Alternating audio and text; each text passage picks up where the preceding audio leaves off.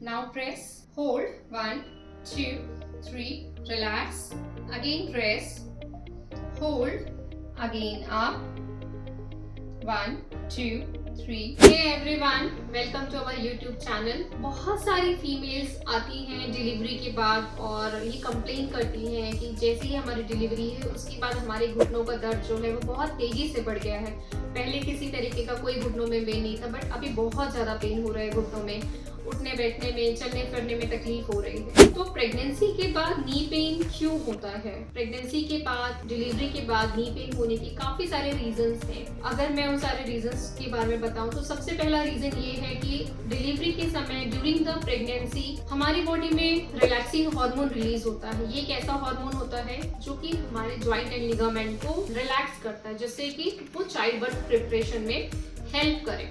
तो डिलीवरी के बाद क्या होता है, because of this relaxing hormone की वजह से हमारे कुछ जॉइंट्स में इनस्टेबिलिटी क्रिएट हो जाती है, जो आगे चल के नी पेन क्रिएट करती है। Second reason is the excessive weight gain. Delivery के टाइम में throughout the pregnancy period में वुमेन जो है वो एवरेज 10 से 12 केजी वेट गेन करती हैं। कई वुमेन जो है वो 15 से 18 किलो तक भी वेट गेन करती हैं। तो सडन इतना वेट गेन होने की वजह से ये आपकी नीज पर एक्सेसिव प्रेशर भी डालता है, जिसकी वजह से आफ्टर डिलीवरी आपको नी पेन होना स्टार्ट हो जाता है।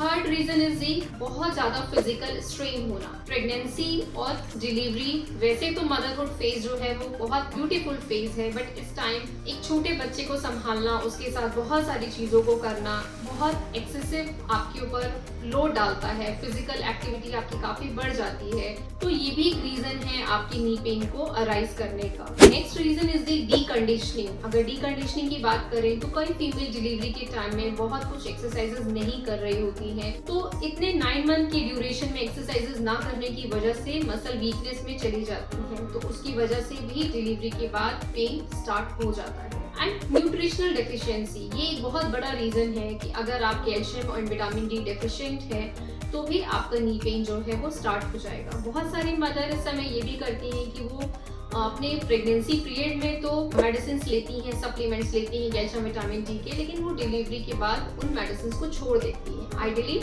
आप अपने बच्चे को जब तक फीड करा रहे हैं तब तक आपको ये सप्लीमेंट्स लेते रहना चाहिए। तो ये कुछ एक ऐसे रीजंस हैं जो आपकी नी पेन को डिलीवरी के बाद बढ़ाते हैं। और एक और बड़ा रीजन है, जब एक वुमेन प्रेग्नेंट होती है तो उसकी पोस्चर में बहुत सारे चेंज होते हैं। उसकी बेली आगे की तरफ हो जाती है और उसका जो स्पाइन का कर्व होता है वो भी बढ़ जाता है। वो भी एक रीजन होता है कि वो आपके सारे जॉइंट्स के ऊपर इनस्टेबिलिटी और स्ट्रेस क्रिएट करता है। तो ये सब बेसिक रीजंस हैं जिसकी वजह से फीमेल्स डिलीवरी के बाद नी पेन की कंप्लेन करती हैं। बहुत सारी फीमेल्स इस समय डर भी जाती हैं कि क्या हो गया, बट ये डरने की बात नहीं, ये कॉमन चीज़ है जो बहुत सारी प्रेग्नेंट फीमेल फेस करती हैं। तो आइए आज हम देखते हैं कि आपको अगर डिलीवरी के बाद नी पेन है तो आप किस किस तरीके की एक्सरसाइज कर सकते हैं।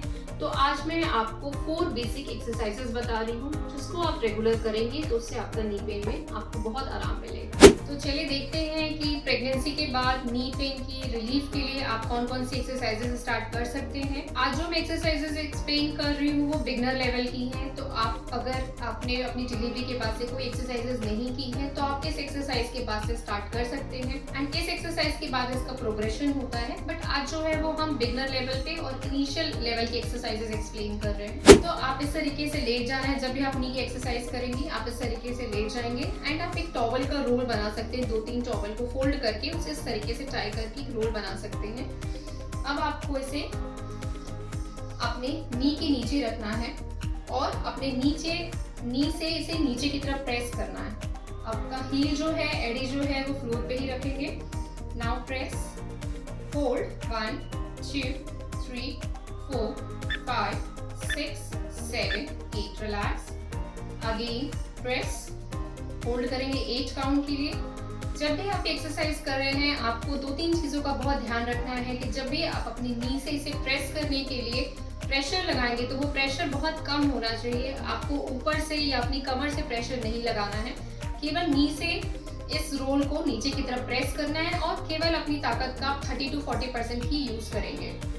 Again relax, press. तो इसे आप प्रेस करके 8 से 10 सेकेंड के लिए होल्ड करिए और 10 से 15 बार इसका रिपीटेशन आपको करना है। सेकेंड एक्सरसाइज के लिए सेम रोल को आपको अपने एड़ी के नीचे, हील के नीचे रखना है। अब अपने हील से इसे नीचे की तरफ प्रेस करना है और ध्यान रखना है कि आपकी जो उंगलियां हैं वो ऊपर छत की तरफ रहेंगी। अगेन आप प्रेस करेंगे, होल्ड करेंगे 1 2 3 4 5 6 7 8, relax. Again press 1 2 3 4 5 6 7 8, relax. Again इसे भी आप 8 से 10 सेकेंड के लिए होल्ड करेंगे एंड 10 to 15 टाइम्स रिपीट करेंगे। तीसरी एक्सरसाइज के लिए आपको अपने दोनों पैरों को फोल्ड रखना है और आप इस तरीके से, आपके पास अगर कोई बॉल है या आपके पास कोई बॉल अवेलेबल नहीं है तो आप सिंपली एक पिलो भी ले सकते हैं या कुशन भी ले सकते हैं, थोड़ा मोटे से साइज का, एंड इसे रख के अपने दोनों नीज से बॉल को प्रेस करना है। इसे भी होल्ड करेंगे 8 काउंट के लिए, relax. Again press, hold 8 count के लिए, hold, again press and then relax. Fourth exercise के लिए आपको दोनों पैरों को इस तरीके से लटका कर बैठना है। आप अपने बेड पर भी लटका कर बैठ सकते हैं या आप चेयर पर भी लटका कर बैठ सकते हैं। हमेशा ध्यान रखना है कि आपकी जो नीज हैं वो थोड़े से बाहर की तरफ हो। अब इसी पोजीशन में आपको सिंगल लेग ऊपर उठाना है, टोज को अपनी तरफ खींच कर रखेंगे, होल्ड करेंगे इस पोजीशन को 1 2 3 4 5 6 7 8, रिलैक्स। अगेन आप 1 2 3 4 5 6 7 8, relax. Again one more time with this leg. 1 2 3 4 5 6 7 8 and relax. तो इसी तरीके से आप अपने लेग को ऊपर उठाएंगे, टोस को अपनी तरफ खींच के रखिए, 8 से 10 सेकेंड होल्ड करके रखिए, रखना है आपको, और इस एक्सरसाइज को अगेन आप 10 से 15 बार रिपीट करिए।